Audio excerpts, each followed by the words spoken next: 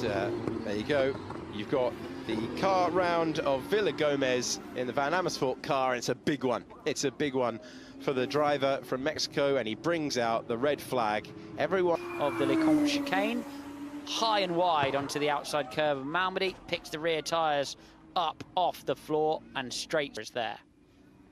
Off the curb, into the wall, work to do for the 12 operational staff who can physically... Braking, coming down to the hairpin and round the outside there. That was Josh Cook. 3 wide into the hairpin, didn't work. So Adam Morgan's going to benefit from all of that. Cook on the outside line, turns sideways. Look at this amazing battle going on now. Up into 4th place, Aidan Moffat. 5th, Sutton. 6th-ish is Morgan because he's got Cook alongside him, and Cook goes off after contact. All the way across the grass. Can Josh save it? Yes, he can. Carl Scatter behind him. The BMWs get together. Then Hill gets into Cook and turns him sideways. And off the road goes Cook through the tyre stack. That's kicking off all right. And Josh Cook in the gravel.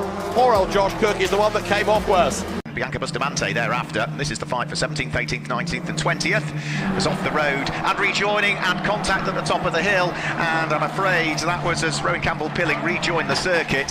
He had got a raft of cars, and that has caused a multiple car incident. Let's just have a quick look. So that's the second part of the incident, which got Leo Robinson tangled up in it. Ronan Campbell-Pilling skidding down the circuit, other cars taking to the grass. And it's Perez, he's hit the wall! Okay. Did run of form when it comes to qualifying, out in Q1 at 3 of the last 5 Grand Prix, hand to the barriers. I think it's turn 8 where we saw George Russell having the problem. It is indeed on turn in, it's a bit wet, and bang. That's what I was talking about. Falling off that drier line, you're in double trouble. And that has switched on.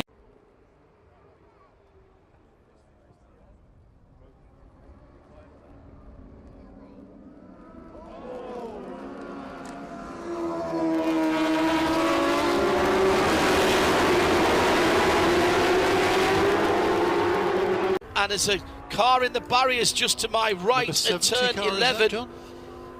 It is I think it's the Inception. No, I think it's the I think it's the Dames. Is it not the Iron Dames?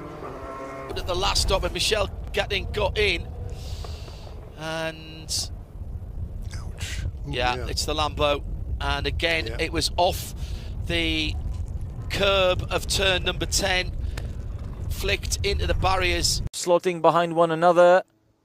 And through that, Zalrezar is losing ground. There's crash into the pit wall. That's a big one. Ooh, that was a big shunt. And that was Christian Jurak and the erstwhile race leader. So that was a big crash.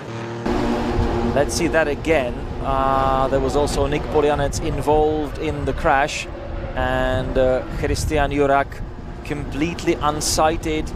And there was absolutely nothing he could do about the impact. He was basically just a passenger, Nick Polianec, and his car is damaged as well. Nick Polianec, I believe, has front suspension damage, and he retired the car on the late race incident. Alan Metney, but they were all right after that. So down at turn 5 must have been where it happened. Oh yeah, and that is front wheels getting tangled together, and that's big damage on the Metney car as they came out of 5. Looks like that Alan was giving room on the outside. Jake Pedersen still wanted to drift to the outside. Driving to the middle, and Dylan Medler certainly that P3 position, and one car getting tagged there, Tony, and into the barriers. For us to go back to racing, let's take a look at replay here, Tony. Straight line, but Matthias loses the place. Bennett is the car, 5th car, and then Matthias changes a little bit the line and taps the nose of Bennett's car and sends him spinning.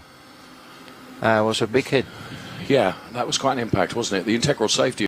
On the run down to turn number 15, final lap, and there's an incident with the red flag. I think we've got a track jam. I think we've got a track jam. We're just about to, and the trucks are arriving at speed. My word, that was at the back end of the lead lap, and it's a red flag. As well, as much as it means it robs us of a chance of that finish, as we're going to see how this one's triggered here. The 81, though, this one in the background. Oh. completely demolishes that truck there. Unfortunately, I don't get a read on the number. Got the 13 in behind. Just looking for the truck. 66, there it is. So Chan Chayapon in the pit lane. So problems early for a couple of the GTD cars. Oh, and the Chetalar Racing Machine's just been nailed and gone into the wall. This is the 47 blue Ferrari. Got absolutely hammered from behind by one of the P2 cars. Prevent that. Minding his own business. And was that the TDS car that went through?